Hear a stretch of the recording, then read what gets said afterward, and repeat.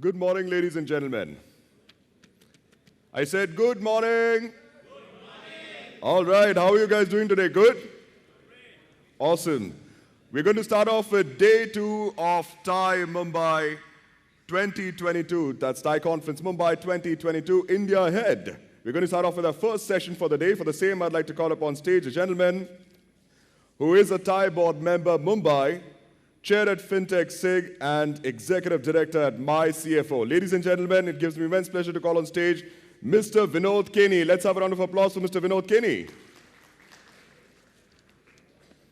Morning, sir. Morning. Over to you. Good morning. Wow. Saturday morning, people are still very quiet.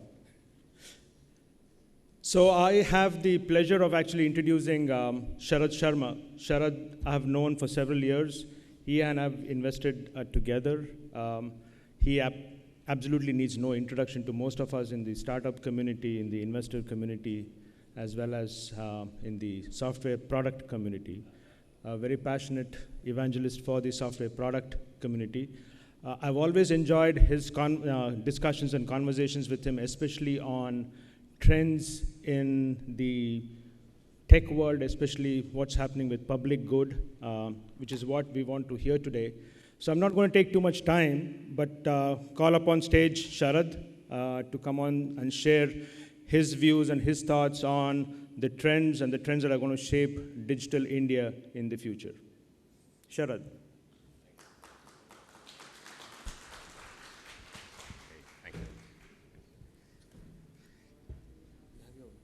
Yeah. I'm good. Yeah, thanks. All right. So, how many of you have heard of something called India Stack? All right, handful of you. So, I'll start with my first slide. And here is a few weeks back, I think it was end of February, if we get the slide up. There is a famous hedge fund guy. I thought I'm in Bombay, I must start with that. Because Bombay being the financial hub of India, probably what will appeal to you is another financial whiz kid. Could you go 2 slides down? See, I brought a PDF, so there isn't a clicker that kind of works with it. So if you go, so once we get started, I think it'll be reasonably smooth. Next slide and the one after that. The one after that. Yeah. So here is this gentleman. We haven't met him ever. Apparently, he spends most of his time in Spain, shuttles between Spain and the US. And so he's been researching India, and he stumbled into this thing called India Stack that I just mentioned to you. And then he's written a long, because he publishes this newsletter, and this newsletter is behind a firewall, but if you are interested, I'm sure you can find a way to read it. But in that, he makes the essential argument is that what railroads were to UK in 1836, and what the US interstate highway was to the US in 1955 is what India Stack will be to India in the coming years, right? And this is, of course, very good praise. Many of us who are involved with this, we like to hear such things. So the question is, what is India Stack? Why is it that Washington Post a few weeks back says, the title of the article was Silicon Valley, Wake Up, Learn from what these guys in India are doing. So why is it people are starting to talk about it outside? And my purpose today is to at least demystify what India Stack is. We don't have much time, so I'm really going to be very quick. I love to take questions. So what I want to do is to spend probably about 20 minutes giving you a quick overview, and then 10 minutes of, hopefully very incisive questions from you. So if you go to the next slide, one way to think about India Stack is not in terms of what the technology is, but in terms of the change that it is bringing about. And so we end up thinking of India as actually 3 Indias. India 1, India 2, and India 3. Next slide, please. So India 1 has about 86 million families. They earn annual household income of $7,400 and above. Some arbitrary number we have to pick, we picked that. And India 2 is 100 million families. which are between $7,400 and $3,300. And India 3 are another 80 million families, which are below $3,300 of annual household income, right? So it's roughly 3 equal Indias. Everybody that you know, most of the time, is India 1. Every brand you know is certainly India 1. Flipkart, HDFC Bank, Axis Bank, pick any brand. It's all usually India 1, right? We don't deal with India 2. A Maruti factory worker, if he happens to have somebody else in the family also working, is India 1. BPO, employee is India 1. You get the idea, right? So this is almost entire formal employment that we have in the country actually lives in India 1. So what is India 2? India 2 is the auto rickshaw driver, the small store owner, the farmer, essentially a self-employed businessman. That's really India 2. India 3 are the people who are struggling. Now, I ask you a question, right? So if you take India 3, for example, Mohandas Pai has done this phenomenal analysis. If you take all the benefits that go to India 3, today what happens is that for those benefits, there are about 4,000 rupees that leave either the central treasury or the state treasury to one of those 80 million families that we are talking about 50,000 rupees a year. Now, what do you think, what percentage of this actually reaches the family? What's your guess? How many of you think more than 50% of this actually reaches the family? Nobody is raising one hand. How many of you think between 20 to 50% reaches the family? All right. And how many of you think less than 20% reaches the family? This is the typical response everywhere. Honestly, this is probably true. Nobody knows that for sure. So now, how many of you have experienced LPG direct benefit transfer? So there is a system that has become available which allows for these benefits to be given directly to people. Now, that's not significant. That technology works, that system works. The people who are not believers were usually people like us who come from the cities, because we have this myth that, ये सब city में चलता है, गाँव में नहीं चलेगा. This will only work in the cities, it will never work in the rural areas, right? And this is a myth even today for something like Aadhaar, right? Which, of course, are there any media people here? Thankfully, no, right? So we can bash them up. So the media people can write whatever they like, right? But the living reality of a central government employee anywhere in India is he has to go in the morning and do his attendance with Aadhaar. He has to leave home and do it with Aadhaar. So if you remember, when this system was set up, they organized for paper registers to be there on the site because their theory was this damn system won't work. This is the best way to prove that this system doesn't work. Today, you can go to any government office and you will find that there are no registers there. Because the living reality of that government official is that the damn system works all the time. They're not happy about it, but it works all the time. Right? So the next set of people who were unbelievers in this are usually IS officers. Sir, ye nahi chalega gaon mein. So when you do LPG connection for them, then they say, oh man, it works. So today, what has happened is that you have two classes of politicians. One class of politicians say, look, let's assume 20% gets to the family, 800 rupees out of the 4,000, goes to the voter and say, I will increase it 50% to 1,200 rupees. And murmurs to himself, Arey, mera, usko 4,000 ko 6,000, will turn 4,000 to 6,000. I will also make 50% more. Right? Both are happy. This has been the political life of India for the last 70 years. I would say out of the last 70 years, at least the last 65 years. But for the last 5-7 years, you have a new class of politicians that have come in, led by Chandrababu Naidu, who is a patron saint for this.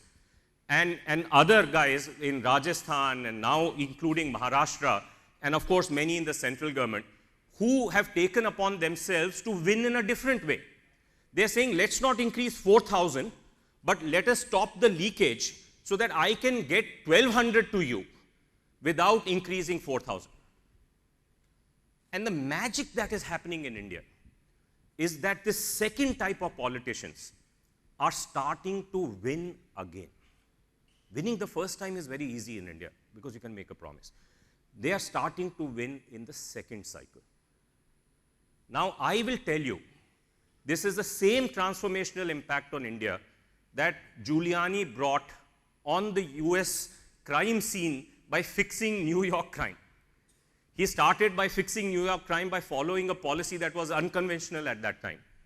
And then crime fell in New York, and it fell then quickly in all the other cities as they copied this idea. And then for 10, 15 years, the social scientists couldn't agree why it fell. They couldn't debate the fact that it had fallen, but they couldn't agree on why it had fallen. I will submit to you that this is what will happen in India 10 years from now. You will see the human development indicators simply skyrocket, because as this 20% becomes 30, 40, 50% of what is being delivered, in some cases 80% of what is being delivered, you will see the human development indicators of India 3 shoot through the roof. And I will tell you, our Indian social scientists will then spend 10 years trying to figure out why this happened. So you know this before them today. So this is the story. Can you go to the next slide? So this is the story about India 3.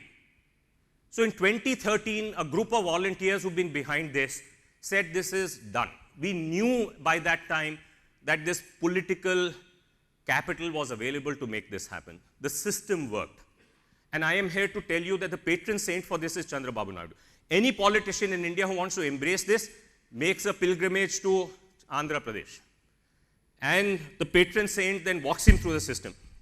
And when he discovers that this is one of the many things that have been done, he tells him how to do it. But if it's a one of a kind, a new idea, then he sends it back to a group of people in Bangalore. You get a mail saying, please help them. Last year was the year we didn't help anybody. We just sent them to 2 other parties, because today, many of you who are here, KPMG, Price Waterhouse, Accenture, Infosys, TCS, they all know how to make this happen. So in 2013, we asked ourselves a question. The next slide, please. End of 2013, what is a silver bullet for fixing India 2? How can we change the narrative for India 2, the 100 million families? Any guess? What would you do? If there was one thing you could do, what would you do?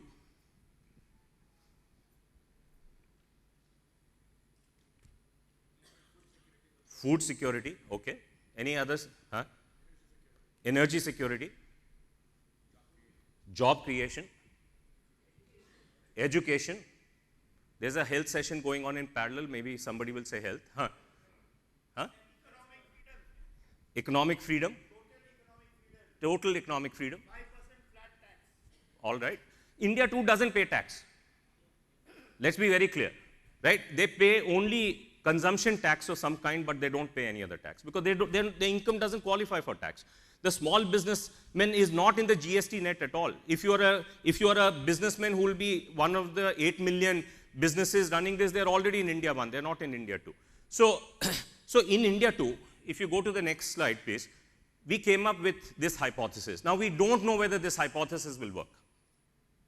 But I'll share what the hypothesis is.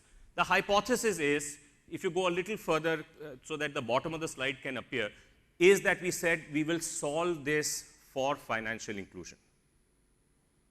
In those 100 million families, less than 1 million families have any kind of formal credit available to them. Because our loan system requires collateral. India 1 has collateral, India 2 doesn't have collateral. Right? So they go to a money lender. Only a small fraction of them get any kind of credit there. And to your point, sir, this is populated by micro entrepreneurs. That's what India 2 is, not populated by employees. And if you go and ask them, they will tell you, my biggest problem is I can't grow my business because I don't have credit. Credit has been available only to those people who come from business families. Dhirubhai Ambani in this city could go from where he was to what he became because he was part of a business community that allowed him to get informal credit. Sam Walton's store, which I personally visited, 3,000 square feet. From there, starting in age 52 or 53, became the largest retailer in the world because he had access to credit even though he wasn't part of a business community at that time. So the challenge in India is, how do you make credit available to 99 million families that don't have it today? And the only way to make it available is to do it by a concept called flow-based lending. I'm an auto rickshaw driver. If I can tell you what my earning was last month and the month before, you may agree to give me a 1-month loan. And during that month, you will see if I did earn what I earned last month, and if I did, you will choose to rotate that loan. This is what happens to a street vendor here outside. She goes in the morning to the mandi, takes 900 rupees from the money lender, and returns 1,000 rupees at the end of the day. It's an intraday loan. And then does the same thing the next day. Can we build a system that allows for us to do this for everybody in India on the back of data? So that meant we had to fix two things. And both of them have come online this year. First is payments. So in early 2014, we started working on a new system for payments in India, and that is called UPI.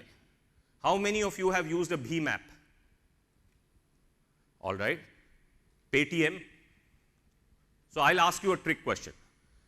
Do you, and by the way, this is hopefully going to be in the news today because the public announcement happens today. But how many of you think UPI what will it end up with? How many users will it have by the end of the year? I'll give you three choices. 100 million, 50 million, 20 million. How many of you are in the 100 million camp? How many of you are in the 50 million camp? And how many of you are in the 20 million camp? So 20 million is already done. Only one app, Bheem app alone, has more users than credit card users base in India today. And by RBI measure, the total transaction volume of Bheem overtook the transaction volume of wallets. And by end of the year, it will overtake debit cards. This system does not exist anywhere in the world. This lets, my UPI address is sharad@UPI. Any one of you can send me money. You don't need to know which bank I am with. It's like email. You can send me email if you know my email address. And I can send you money from any email system that I want. In this case, any API that I want. Today, there are 42 banks that have a application available. And before end of the year, we'll probably have 160. Of course, some will fail, some will survive, some will thrive. We don't know, market will decide that. But this system is unique to India. How many of you have experienced a 404 error on internet? There is also a 402 error, unused. Because when internet was conceived, their thinking was that you should be able to send money to each other the way you send email. And if that sending money by email fails, then you would get a 402 error. That system doesn't exist anywhere in the world. Now exists here in India. And at a scale that is already remarkable. And of course, I can be snarky to Visa and MasterCard, which I love to do, but I don't have time to do that, so I'll do it in Q&A if you ask me. But you get the idea. The other thing that is going to happen this year is GST, because that's a source of data. Today, bill discounting is possible only for a handful of businesses, because the problem is that I can generate lots of invoices. I don't know how many of them are, if you are my banker, you don't know how many of them are true, how many of them have been accepted. I've got to send people, make calls, figure out whether that invoice is accepted. Then only I can even consider discounting it. But in GST, there's a system that there's a match invoice, because that same data is loaded in both places. And so if the input credit is accepted by the buyer, it is deemed to have accepted the invoice. And if you're deemed to have accepted the invoice, the seller can now send a request to the GST system and say, please send my match invoices to whoever I want. So now, you've cut out the big friction in bill discounting. So in your city, there'll be companies that will get into big bill discounting in a way that is going to be 100 times bigger than what it is today, at least in terms of the transaction volume. And then, of course, it will pick up in terms of value as well. So this is all about changing payments and lending. And believe me, this is a harder case to make, but we don't have time, but I would be happy to kind of talk offline, savings will change. Essentially what is happening is that our savings are not held in the banking system. Gold and chit funds are outside the banking system. And this lending that we are talking about, which happens in India too, is also outside the banking system. Now what has happened is, because of India Stack, you've created a system that will allow for this to happen with the convenience that was previously associated with a money lender around the corner, because you can do it on the phone, but with the protections and the cost structures of a much more formal system. So if you agree with me that this is a possibility, and if you, I don't have time, but in the slide set, you can go to our website and see this is actually happening in practice at scale today. There is a report issued by a company called Catalyst, a third party, which talks about the pilot that happened last year from April, where the report is called the 5-minute loans, because the average time for giving a loan was 5 minutes. The longest time was 8 minutes. Everything happens on the phone. Anybody here has taken a Jio SIM? Average time for getting a Jio SIM is 186 seconds from the time you walk to the counter and walk away. It used to be 2 days before that. Cost to Jio is 4 rupees. It used to be 50 rupees before that. Plus, of course, it's even more secure because you really know who is the guy getting it. No, but the point is, do you think 2 years from now, there'll be any mobile operator who will do paper KYC in preference to eKYC? Because it's senseless to do that. The reason Jio was able to do this, because they are not an incumbent, they are a challenger. Incumbents find it very, very hard to embrace new stuff.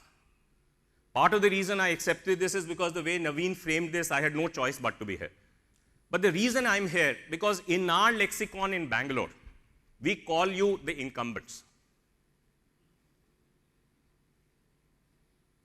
Your world is going to change in a bigger way than you imagine. And this is what will happen. So I will leave this thought with you. I made a prediction that we will have 100 million UPI users by end of this year. I'll make a prediction for you that by December of next year, X 1,000 crores will flow through the system to India 2. India 2 will receive X 1,000 crores. I'll tell you what that X is. For in an 18-month period, from slightly longer than 18 months, from April to December, April this year to December next year. What do you think my prediction is? 20,000 crores, 50,000 crores, 100,000 crores. 100,000 crores. Maybe we won't hit it, maybe we'll hit only 80, but it will be something like that. All the pieces are in place to make this happen. And it is being rolled out. How many of you have an iPhone? You are harder hit than others. Because we have this myth in India that technology comes from top and trickles down to the bottom. This is trickling from the bottom and coming up to the top. Those of you who experienced Reliance Jio eKYC process was experienced probably by 20, 30 million people before it was experienced by people here in Bombay. And so people who are trying to live in the Silicon Valley world are the most clueless about what is happening in real India. And this real India is where the future is going to be as we go forward. Now, of course, this will change. One more slide, please. And this will change India 1 as well. And, but frankly, that is a byproduct, not the focus of this. So now you will ask, what is this animal called India Stack? So can we go a few slides? Just keep rolling because I know I'm probably out of time. Yeah, this slide. So just a little further up, if you don't mind. Yeah. So India Stack is built on, essentially on Aadhaar, right? Aadhaar is the building block for this. And on top of this are 4 layers. I'll quickly introduce India Stack to you because you probably experienced some parts of this. So today I took a flight from Bangalore. I walked into the airport. I showed him my paper boarding pass, but I didn't show him my Aadhaar or license, physical license. Instead, I took out my phone, went to an app called DigiLocker, and showed him my license on DigiLocker. It works today. It works in every airport in the country. In other words, I'm not required to carry a physical document. Do you know for 10th and 12th class certificates that were issued last year, they were only issued in the electronic form? Right? Today, any one of you can go and download that app. There's only one provider. By end of the year, there'll be many, many providers. And it is completely interoperable like SMS. It doesn't matter which provider you have. Just like your UPI app, you can use PhonePe one day, Axis Bank app another day, or another minute, and Bheem app the third minute. It doesn't matter. You have full flexibility. Same is with the case with DigiLocker. eKYC you've already experienced. Do you know India will be the largest user of eSign by December of next year in the world? Well, what is eSign? eSign is that I can lock a document and say who I am. And that traditionally has required the stupid dongle, because the dongle publish a number, I'll add something to it, and then the system knows this is indeed Sharad. That's not what we require here, because we know who you are, because of the real identity that we have. So we have an eSign system that allows us to be able to use this as long as anybody has a regular phone. Nothing more is required. UPI we've already talked about. UPI has many innovations in it, but the biggest innovation in some sense is that it allows you to give permission for your debit by using something called chip and pin. The only difference is it's not the chip on your card, it is the chip inside your phone. So every Indian who has a phone, 1 billion Indians, any phone, not a smartphone, is capable of doing digital transactions today. Right? What is going to be launched later this year is called, 3 things are going to happen which are significant, actually 4, but one of them is called the consent network. The way your money cannot flow from your account without your permission, but you can give permission very easily. Imagine if your data was as secure, and your private data sitting, let's say, with Airtel or with a bank cannot be given to somebody else without your permission. But giving the permission is very easy, like it has become with payments. That system is a one-of-a-kind system. It's called the consent system that will be launched later this year. Then you'll have GST that will come later this year. Everybody is really, really nervous about it because on July 20th, 5 billion invoices will flow through the system. This is going to be the largest commercial system in the world. The flip side is you will know how many umbrellas were sold in the month of June when your monsoon is here in every part of the country. How many were sold in Kerala, how many were sold in Mumbai, how many were sold in a part of Mumbai versus anywhere else, right? So it will unleash a lot of data even in the aggregate form. Then what will happen is also bill pay will come. There's a new system, I won't spend much time, and then electronic toll collection. Electronic toll collection is very important because by December, you will be able to send a truck from Amritsar to Kanyakumari without having a physical truck manifest. That driver will not have to carry a physical truck manifest because he will pay tolls electronically through a national system. He will, of course, use UPI to make those payments. And GST, of course, simplifies the paperwork that is required. And it is going to be all electronic. So it will, for the first time, create a single market in India, which India has not had. US has a single market for products, but it doesn't have for services. If you want to launch medical insurance in the state of New Jersey, you got to apply in New Jersey, and the New Jersey license doesn't give you the right to do it in Massachusetts. India has been like that for products. And so going back to your point, for the first time, you will actually have a national market for products.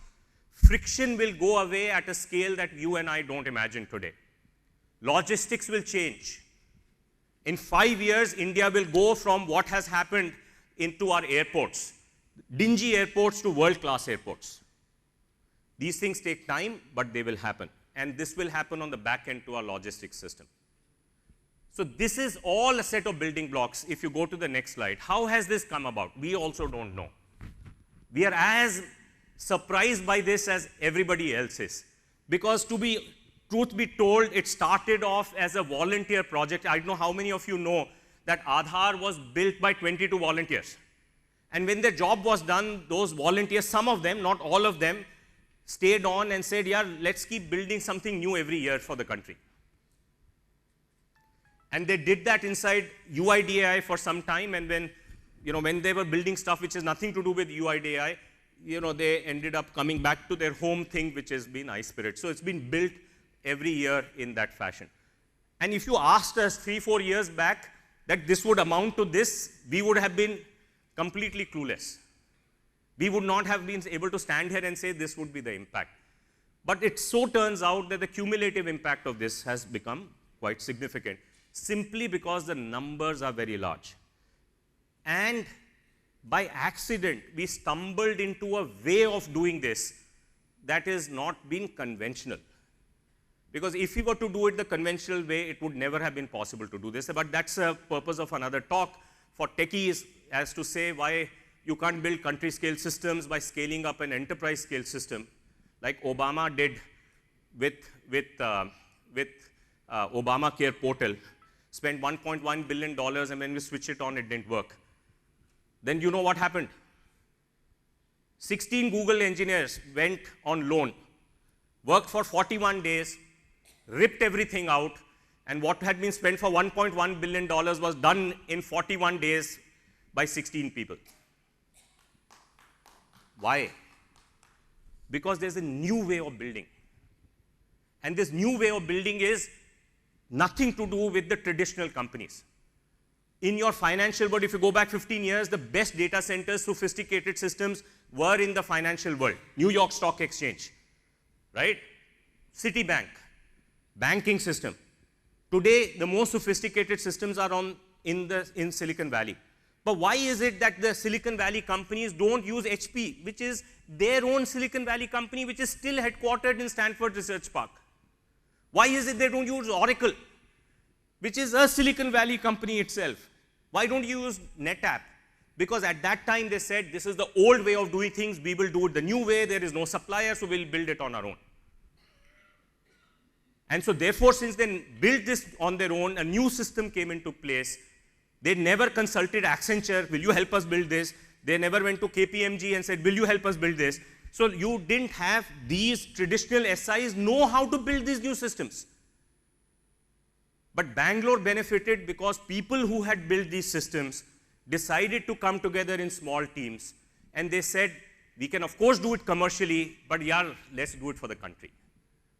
And what you see is India Stack today. So this is, I will leave it here. I could go on and on. You can probably see my passion. Huh? No, you have many other things to do. But, so I'm happy to take a few questions. Where is Naveen? If there is time for a few questions, I'm happy to take. Yeah. Yes, sir.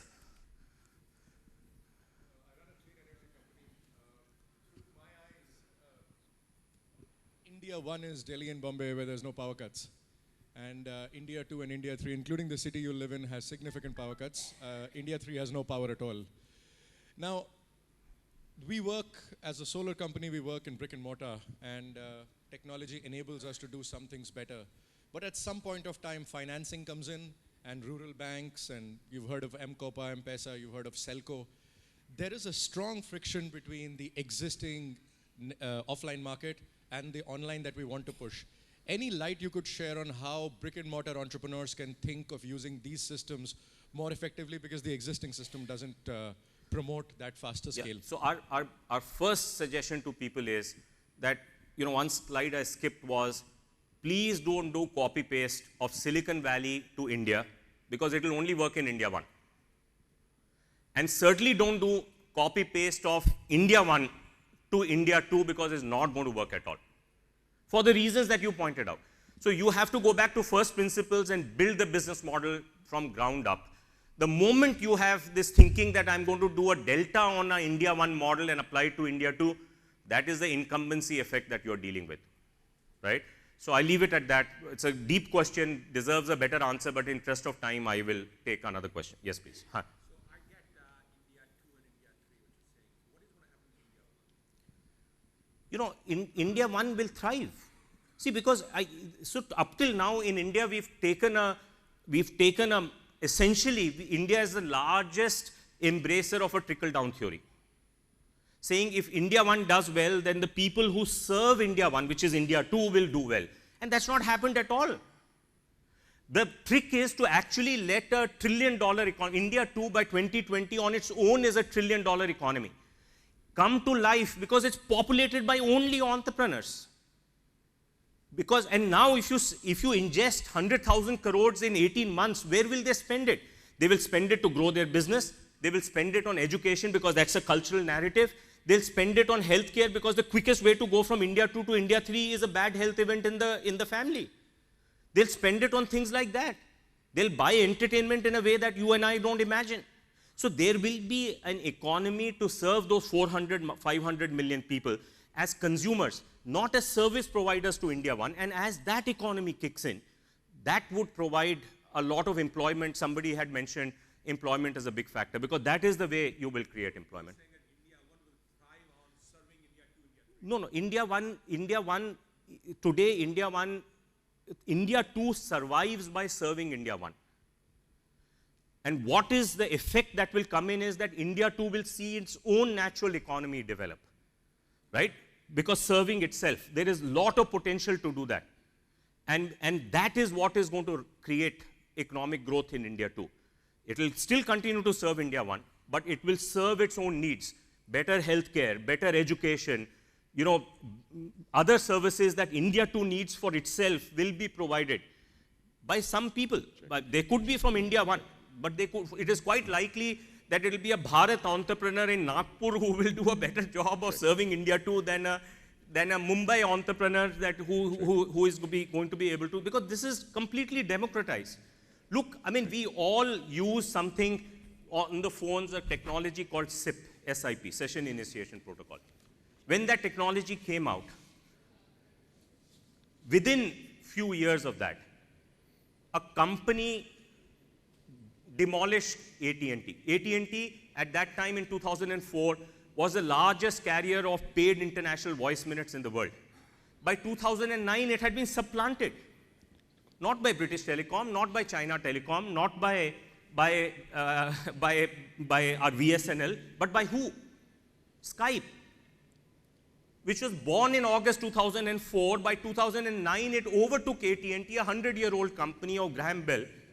And you know where Skype was? At that time, if you asked me in 2004, where is Estonia? I would say it's generally in this area, but I don't know where it is. Population of probably the area that we are in, 3 million people. So the power of this technology, because it's all open, public good, that you will find small teams in unlikely places come up with solutions that haven't been thought of. It democratizes entrepreneurship the way we democratized politics. We are better than Pakistan, not because we have better machinery and better army and all of that. We are better because Mayawati can become a UP chief minister and a chai wala can become a prime minister. If this had not happened, we would not be viable as a country. What this will do is to allow Dhirubhai Ambanis to come up outside of business communities and outside of places like Bombay. That is really what will happen. And that will provide economic mobility, and that will therefore shape the new India that we go forward. So I can keep talking, but on this note, thank you so much for being a patient audience. I really appreciate your time. Thank you very much, sir. Ladies and gentlemen, that was Mr. Sharad Sharma with his insightful session. Thank you very much for joining us, sir. Sir, before you leave the stage, we'd like to present you with a token of appreciation. For the same, I'd like to call upon stage Mr. Vinod Keni. So if you can join us on stage, please. We already have that.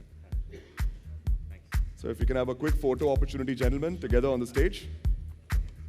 Please.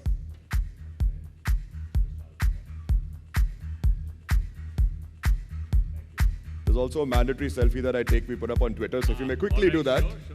Thank you.